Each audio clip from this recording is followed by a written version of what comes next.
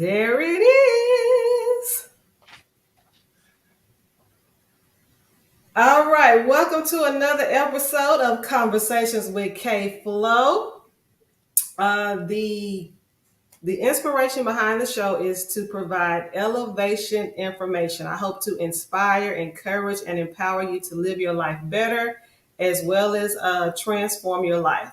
Follow me on Facebook, Instagram, TikTok, and Instagram. Instagram, Uh-huh. and at I am KFLO K. I am very excited about tonight. You guys I promise you will want to share this content on tonight. I promise you it is going to bless you. So please show your love with your likes, tags, and shares. As usual, we're gonna get in my business, your business, and everybody business. Everybody's business. Everybody business. Tonight, my special guest is Dr. Johnny Mack. How you doing tonight, sir?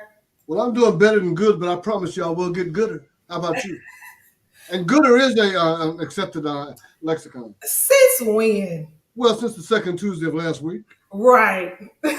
Check it Yeah, out. this is going to be an exciting and fun show. This guy is, we are both members at the DC3 Disciple Central Community Church, okay, where our pastor is Marcus D. King. Dr. Marcus D. All right, now I'm going to give a little bit of, I'm going to go ahead and give your bio. You are the CEO of Get Published Successfully.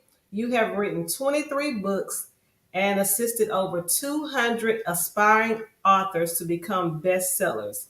Your plus process, which is publish, launch, upsell, scale, is helping authors to get paid successfully with over 15 years of self-publishing experience and expertise. Dr. Mack is regarded as the self-publishing strategist. Sure. Welcome, sir. Meet that guy. Okay. He sounds like he's awesome. He sounds like he is awesome. Okay, so first thing I want to tell us about your background and how you got into the world of self-publishing. Wow, that's a whole lot to unpack. And we've only got 45 minutes. So let me give you the long version. No. Well, make the long version short. Okay. You want me to compress? Compress it down a little bit. I'm gonna give you a quick story that will have some impact, and you'll understand as I unpack. Well, I grew up in a small agrarian area on the panhandle of Florida called Two Egg, and until I was 5 years old, and I moved to Ohio, and I was put into a whole different environment. I grew up in a small farming community with 500 people, and now I'm in a big metropolis with 50,000 people, and so I started writing as an escape because I didn't know a lot of people, and I was kind of like, I felt a little like I didn't fit in, so I started writing. And the more I wrote, people started liking my writing. When they integrated the schools, they sent me to the really brand new upscale, pretty predominantly white school. Mm-hmm. But the teachers would have me go to the different classes and read my stories. And I was like, there might be something to this. So I began speaking at colleges when I went away to colleges all over. And I realized that I had a gift. All I wanted to do was to be a famous author and get paid and just have that life. Well, God kind of has a sense of humor. And so I said, I wanted to be this writer. I wanted to write all these books. So he positioned me to help other people get their books written. I said, Lord, that's not what I want to do. And the people just kept coming to me and they kept bringing me money. I said, okay, I might entertain this for a little while. And it just blossomed. And then I started studying it and actually did become the self-publishing strategist. So I'm pretty excited about that. Wow. So you're originally from Florida. Originally from Florida, I grew up in Ohio, spent several years in Nebraska, spent about 15 years in California, and I got to Texas as soon as I could. So how long have you been here? 30 years. Oh, I know I look like I'm sweet 16 and never been kissed, but I'm a little older than right. And yeah, you're a certified Texan now, 30 years. that. Okay. We'll go ahead and take you. Okay, so I've got a card that says I'm a Texan, so I may Yeah, be certified. yeah, you're certified. Okay, so what inspired you? So you have this process called the Plus process. What inspired you to create that, and how has it helped your authors become successful? Well, initially, I would publish. I would help pull the book out of people because Mm-hmm. most people that I was dealing with, most of my clients had books that they had either written or the concept that was just sitting on a shelf for years, and I was able to take it, dust it off, and just implement the components for book publication, and it was done. So I was able to get people published and make them bestsellers, either top 10 or number one. And that was, for me, it was easy. For them, it was like the most daunting task possible. So then all of these authors start coming back to me and saying, Dr. Mack, thank you for helping me become a best-selling author. Thank you for helping me create an incredible book. But there's one problem. I said, well, what's that? And all of them said the same thing. I'm a broke bestseller. I ain't making no money. Now, I studied the English language and have several degrees, but I can say it ain't no money being made. And so during the pandemic, I focused on what is it going to take for an author to not only get published successfully, GPS, but to get paid successfully as well. And so I concentrated and focused on that. And that's where the Plus process came from. And Plus is published. That's the part that most people feel is just overwhelming. How do I publish a book? What can I do? And they're just overwhelmed and just totally just out of sorts about publishing it. That's the easy part. So I said publish, but then once they publish the book, they have to launch it. Most books fail because they're not launched properly. And let me give you a quick mathematical concept. The average independent self-published author sells about 250 to maybe 500 copies of the book during the life of the book. So in order to make $100,000, which was everybody's aim, I call it the 5-6-7 lifestyle. 5 figures a month, 6 figures a year with a 7-figure future. You'd have to sell 5,000 books to reach that $100,000 mark if the books are priced at $20. Mm-hmm. Now, mathematically, I just said the average author was only selling about 500 copies of this book that they had self-published. Mm-hmm. So that was the dilemma. How do we get past? How do we get them to sell more books? Yeah. And I realized that the launch process that most engaging in was inappropriate, was not good enough. It was inefficient. So from the beginning of the project to that final point of scale, there has to be a altitude developed, and in that altitude, the writer has to develop the attitude of an author. So he's going to publish it. Now, the traditional publishers would only accept you as they would reject most people. The ones that they accepted had a minimum of 10,000 verified followers, email list, etc. Well, most of the aspiring authors that have this best-selling book in their spirit, they don't really even have a social media platform put together. They don't have a CRM, which is a client resource management tool, so that they can manage an email list and market to it. So they write the book and they think Kevin Costner was telling the truth. He lied. If you build it, they're not going to come. If you write it, they're not just going to say, "Oh my goodness, Kim wrote a book. I gotta get it." No, you got to promote it. So the launch was crucial. In the upsell, where you now took that book and created ancillary products connected to it, like courses, classes, curriculum, T-shirts, speaking, all of that is part of the upsell. So the $20 book price now becomes a $50 or $100 or $1,000 retreat or convention or conference or speaking opportunity.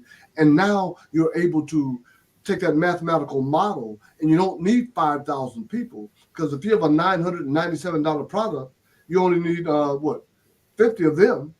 Right. So you did that, and then you scale it. So that's where the whole plus process comes from. That you publish it, that you launch it properly, that you have the upsell in place, and then you scale. And we'll talk about scale because that's where most people fail. So you're talking about, okay, so you got to have a marketing plan. So because that's one of the questions that I had. Like, I know it's important, but how? And I know social media is important. So for me, marketing, social media, branding, all of that stuff is under one umbrella, right? Exactly. And most So go on. so how do you get, okay, so you said, okay, I got this book idea. I'm gonna come to Johnny Mack and he's gonna help me publish it. So what do you do? How do you build that audience? Well, you start from the moment that you make the commitment and the decision that you're going to do the book.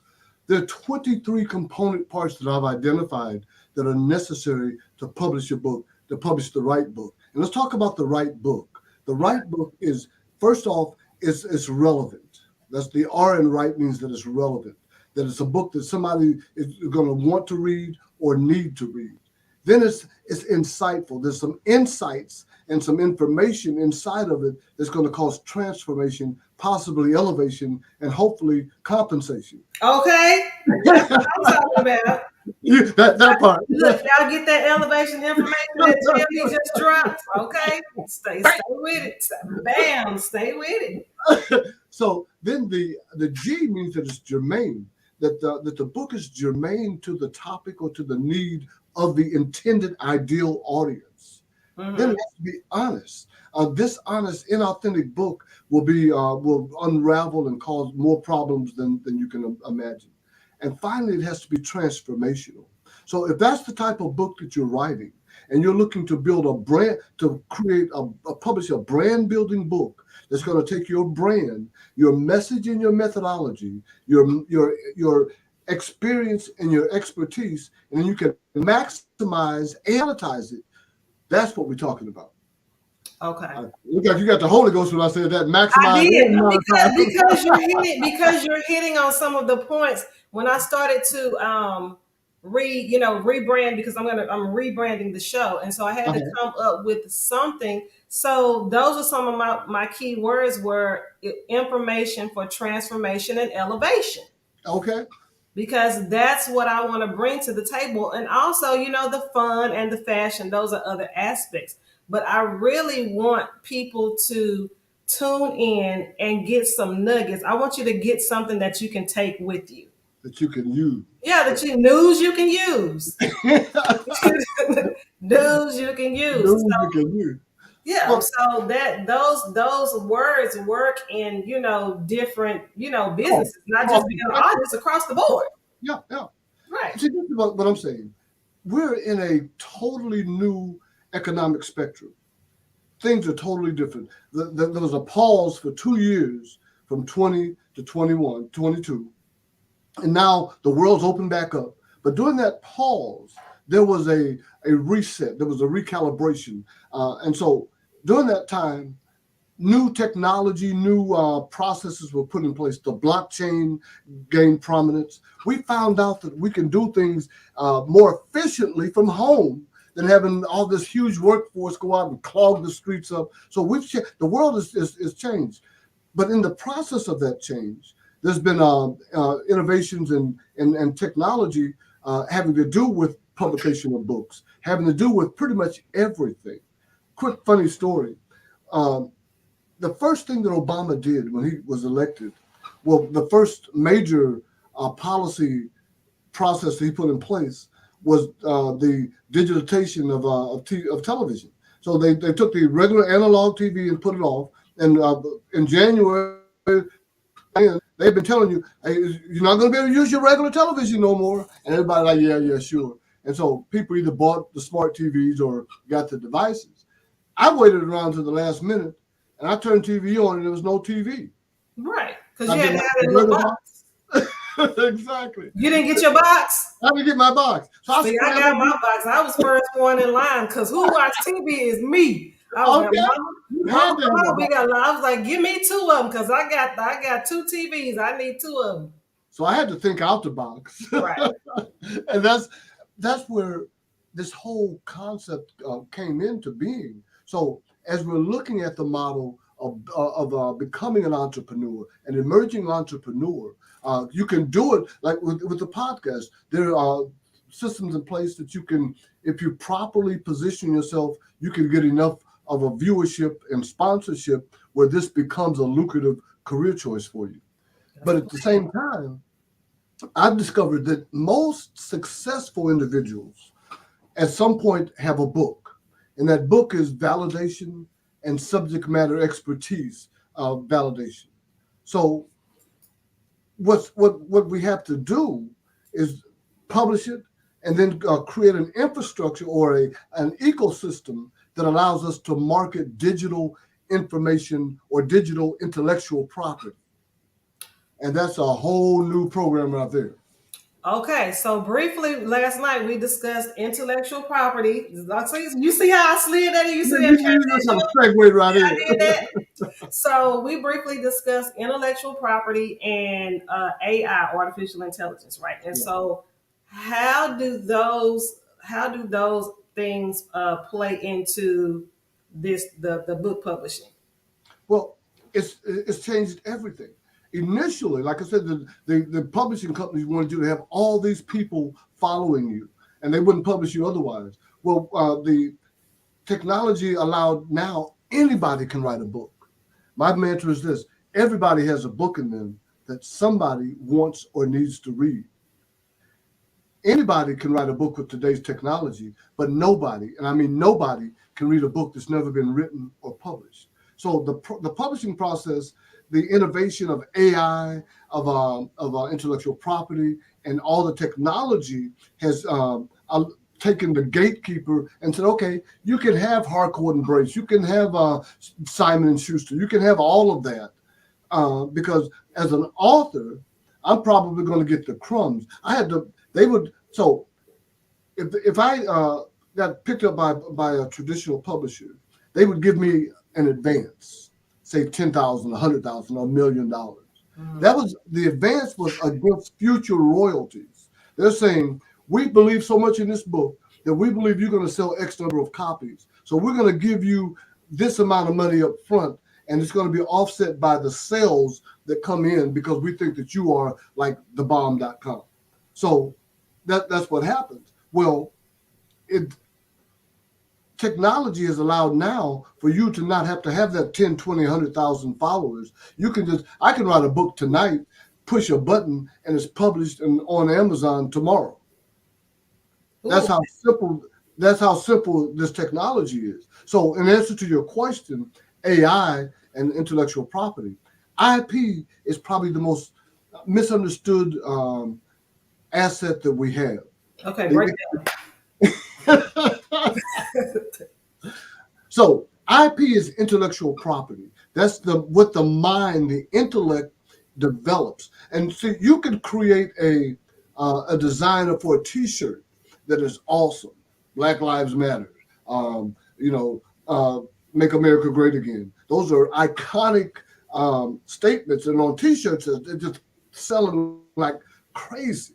But that's down. your intellectual property, and you have copyright on it, you have trademark, you have registration, you have all these things that protect that intellectual property.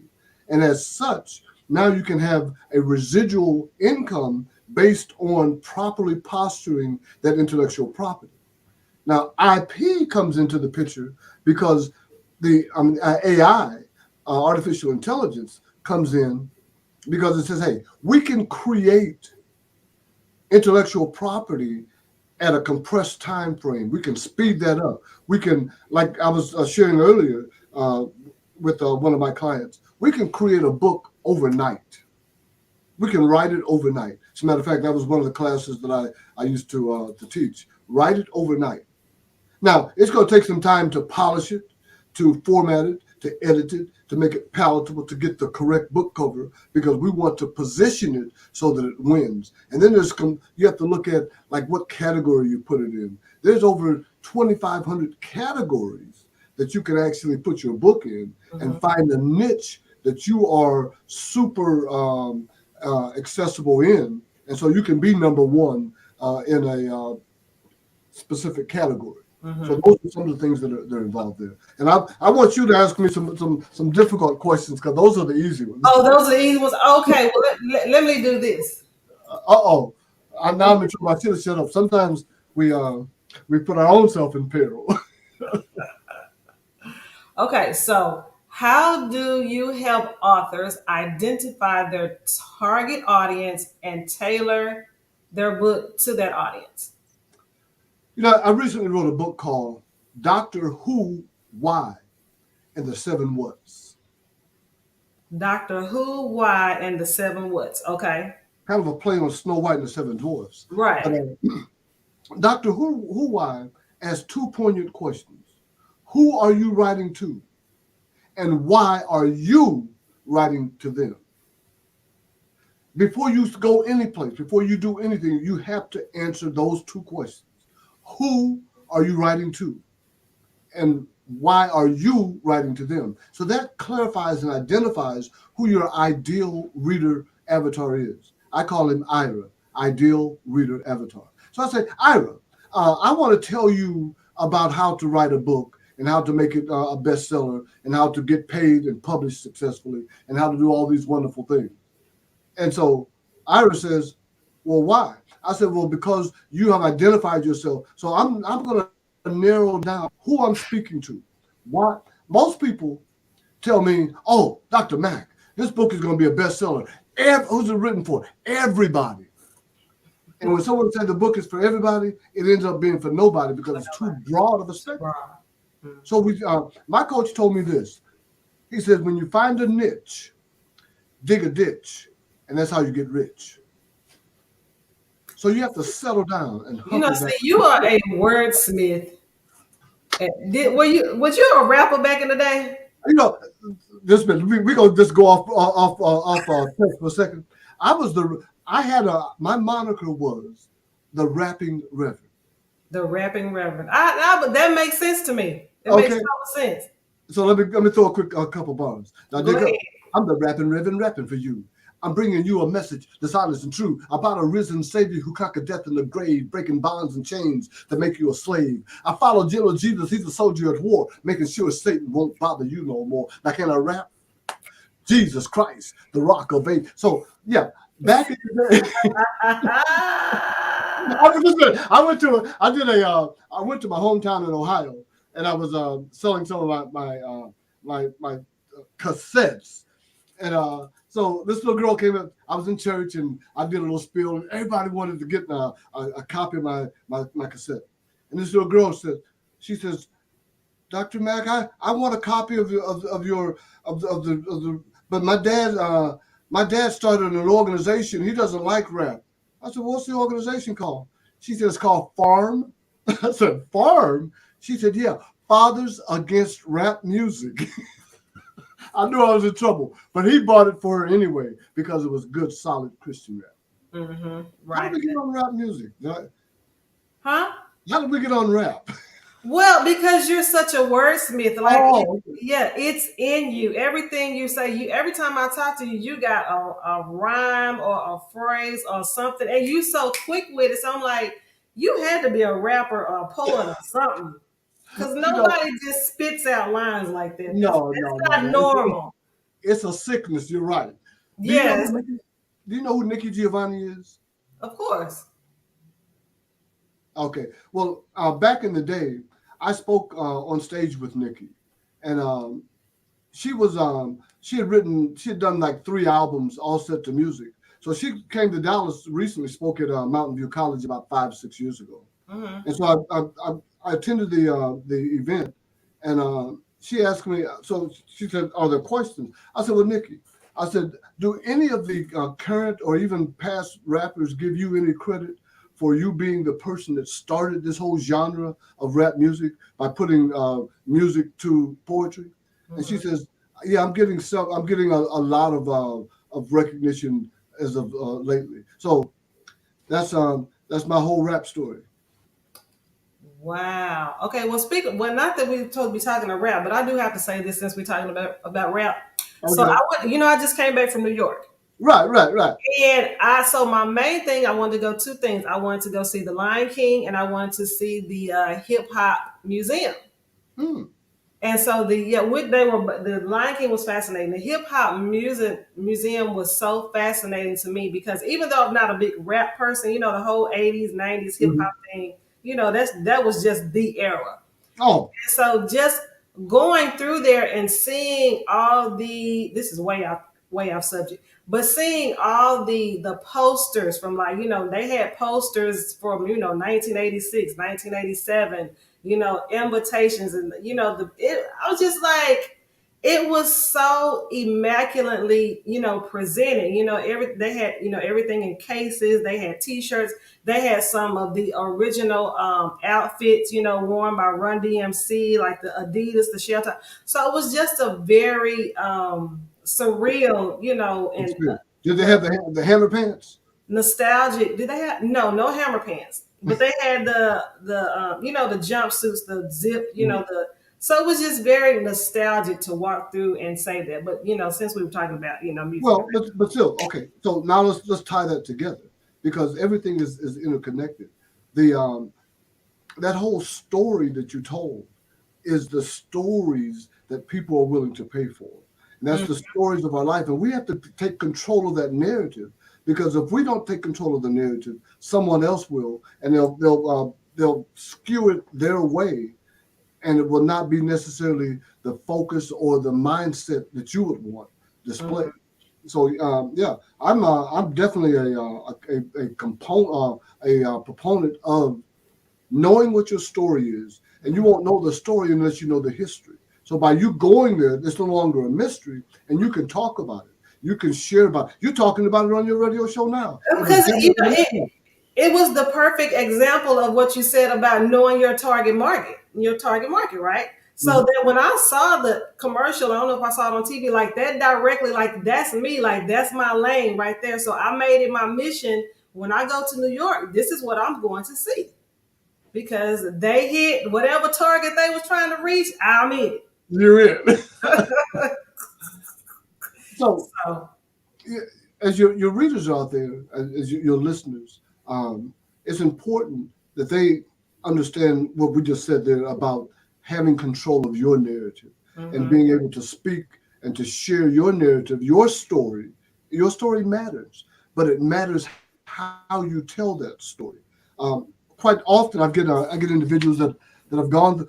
A lot of people have gone through some trauma and drama in life, especially childhood. I think that the biggest problems that we face in the world today are what I call the ACE factor, adverse childhood experiences, mhm, issues that happen: rape, molestation, bullying, poverty, lack, ridicule, shame. All of those issues as a kid is very traumatizing. mhm. So these kids grow into adults and they haven't dealt with those issues. Right. So when they come to me, they want to tell the story. Yeah, I wanted to tell the story about how I got raped by my uncle when I was 3 years old and four, and it's just such a. But nobody cares. Not in a negative way, but people are saying, "Hey, I don't care about your the fact that you got molested, arrested, bested, tested, because so did I. I've gone through my own issues. All I Mhm. want to know is how you got out of it, and if you can give me a methodology or roadmap for me to mitigate this the shame of it all and be able to compress time frames and get to wholeness, get to where I want to be at. So that's what the books that I help people to write. That's what I'm looking for. I want you to say, "Hey, I went through this. Now I'm here. I'm living a better life, on Mhm. the way to my best life, and this is how I did it." And if you follow these breadcrumbs, if you follow these footsteps, you can get to that same place, no matter where you are. If you Mhm. put in the work and follow this methodology, you can accomplish it as well. So, do That's you agree that people want? I know there's several different genres of books, but do you agree that people want resolution? They want information. They want resolution. They want resolution, but they also want reward. They want redemption. And the reward is sometimes if I'm reading a book, I want to just, I get lost in a book. Okay. You could sit me down with a book or television. I want to read the book. And if it's a good novel, when I was a kid, I remember one time my mother put me on punishment because I told her that I wasn't going to cut her grass because she didn't pay me. She said, "Boy, you live here." I said, "Well, I ain't cutting the grass no more." Well, after I got a whipping, then I got put on punishment for a year. During that year, I read voluminously. I read everything because I couldn't go nowhere, couldn't talk on the phone, couldn't have any get. All I can do was go to church and go to school. I fell in love with church because it was getting me out the house. Okay, Right. but I fell in love with books, and books took me away from the drudgery or the ridicule or the pain or the shame. The books transported me to magical places. So all different genres are out there. I just happen to, my focus is on books that are going to be transformational because I'm looking at the total picture. For Plus to work, it's not just publishing the book, but it's positioning yourself after the publish so that now you have a sustainable income source, that you create an ecosystem, and so that we develop a digital dashboard for people to be able to buy your book or book you to speak or present a course, class, or curriculum. I just said a mouthful. You did. And I hope the people are taking notes. If not, y'all go back and watch it because I'm Go gonna back and watch it go because this, back and watch it. okay, that's what the beauty of this internet is. We That's can what go y'all back need and to do. rewatch it. But Okay, so this is my question. So, you're gonna be my mentor. I'm already. I'm putting that out in the atmosphere. This is my new mentor. So give me some success stories of some people that you've helped publish books, some authors. well, success is relative, but most people are going to judge success by by the success. One of my authors came to me with and he only wanted to write a small 50, 60-page book. Pressured him he said, "No, Johnny, I know what I'm doing, and I just need you to guide me and how to do it. No problem." We produced a great book. He leveraged that book. Right now, his problem is capacity. Now, what do I mean by capacity? Right. He can't take any more clients. This one book catapulted him into an atmosphere and into an arena where he now is got a high six-figure income as a result of the coaching, and all of that is based on the implementation of the book. Documentation beats conversation any day. Another young lady, her Say book, that again. Documentation beats conversation. conversation any day. Okay. Yeah, because with conversation, I can just say, I can just be just flipping at the lip. Most people just talk. Just.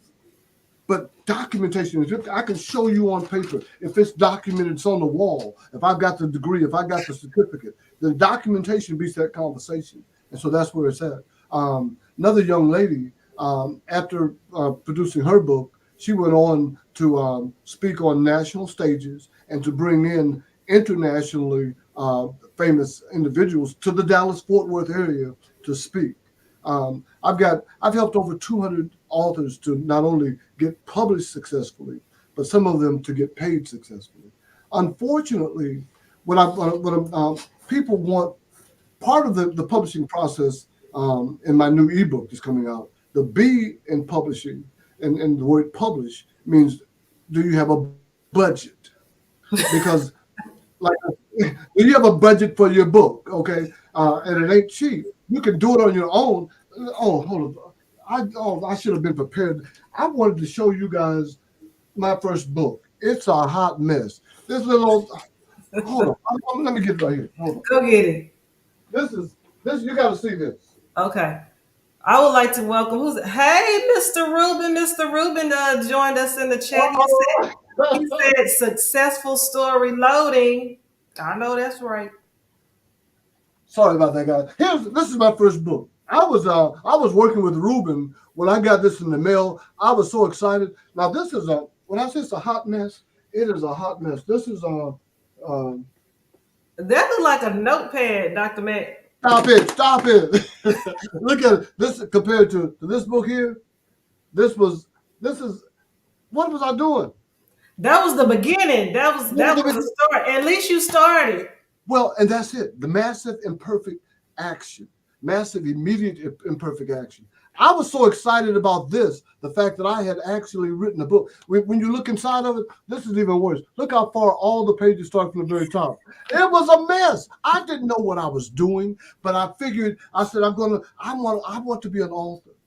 And from that, now I'm producing the quality of this. This, I don't know if you know who Dr. George Frazier is, but Dr. Frazier wrote the foreword to this book. And Dr. Frazier does the power networking, awesome Did individual. did you assist with any of Pastor King's books? No, I did not. I was looking. He reached out because the publishing company he was working with, and he had already had a significant relationship with them. Mm-hmm. There was an issue that they corrected quickly and gave him so much of an incentive. But no, he's recommended several people to our process, and over the years we have gotten gooder and gooder. I did say gooder and gooder. Yeah. Um, That is not a word. Don't y'all use that. don't use that. Don't. So when you look at the publishing process, you've got all these different components that are like spinning plates that are just going around, and all of them need to be dealt with. As a publishing consultant, my job is to help you fill each plate and keep it spinning. And the end result becomes a published book. Now, taking it to that next level, which is we want to monetize. After we've materialized it, we have the physical book. Now we need to monetize it. Mm-hmm. And that's so I've got a team of people. I've got a team of gig workers that are waiting on me. Dr. Mack, any business today? I've got several cover designers. I've got several editors, formatters, transcribers. And the beautiful part is that today, when I say you can write it overnight, once you've got an outline put together, then I have you just to record. I have you record your book based on the outline, and you follow the outline all the way down. And so a 2-hour recording is going to end up being a 150-page, almost a 200-page book. Okay. All right. Well, you have provided the audience and me with a wealth of knowledge on today. So I want to say thank you. Do you want to give out? You're on Facebook? What's your information? Is it Dr. Johnny L. Mack on Facebook? On Facebook, go to Self-Published Authors Network. Self-Published Authors Network. Okay, I will put that in the. And then it's GPS, Get Published Successfully, on Instagram, LinkedIn. Okay, fantastic, sir. I appreciate your time. We don't have any. I don't have any questions right now. But anyway, if you guys have questions later, please put them in the chat, and we'll make sure we get those answers for you. Let me say this. I'm going to be doing a class next month. Okay. That basically gives all these components and walks you through the entire process. Most people, if they had someone that could actually just say, these are the next steps, they could do it on their own. A lot of people have skills and with Microsoft Word, and the rest of the technology and the information is easy to learn. But you just need to know what are the next best steps that are needed. So this class is going to be walking you through all of those steps. It's a 90-minute deep dive, and it costs $197, but it'll be the best $200 you've ever spent. From that, most people, the handful that can do it on their own and have their own accountability system, great. But for the rest of them, that $197 can be added to or will be discounted from the next package up where we are working with you. So there's a done do-it-yourself, a done with you, and then there's a done for you package. Right. Oh, done for you. Ooh, that done for you. That's probably real pricey, ain't it, Dr. Mack? Well, no. But it's an investment. Let's see. It's the question is, and if Mr. Mosley is on the line, he will agree to this. The question is cost versus worth. If I look at the cost, and it cost me $5, but the worth of it is there's no value to it. I'm keeping my $5. But if it costs $5,000 and I'm going to position myself to make $500,000, 5,000, I'm going to figure out how I'm going to get that 5,000. Right. I'm gonna be asking for a payment plan.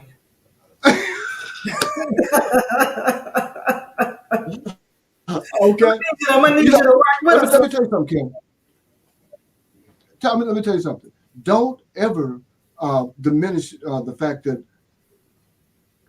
when you are a believer and you believe properly, that the universe of the divine order of things conspires to work in your favor to bring about the result that you keep at top of mind. That was free, and I promise you that was worth the entire listening time tonight. Absolutely. That is a great word to end on, sir. Thank you so much. Thank you so. You know what? What's that? You my friend, Dr. Mack. You my friend. From now on, every time I see you at church, I'm gonna be like this. Hey, I see you. Well, and that's the beauty of life is it's like a rose on an onion. You just keep seeing different layers, and you say, "Wow!" Just like guys, let's go to her YouTube channel. Look at her stuff on Instagram. She's not only humorous, but she has incredible insight. I'm calling her the hip hop Oprah because she says why? Because she is in tune with the culture, but she's bringing information for your transformation. Information, but for transformation and elevation. Elevation. And dare I say, compensation? Compensation, okay? That's the next thing is gonna be compensation. Well, Yeah. it's been a plum pleasing pleasure being on here with you today. Thank you. So it's been a pleasure speaking to you, sir. I appreciate your time and I will be in touch with you. So everybody, thank you for tuning in. If you didn't get a chance to watch the live, just please go back and watch it on the Facebook, or also on my YouTube at I am KFLO K on YouTube and on all platforms. So thank you guys for tuning in. Have a blessed and wonderful week, and I will see you in 2 weeks. Peace out, you guys. Have a good night.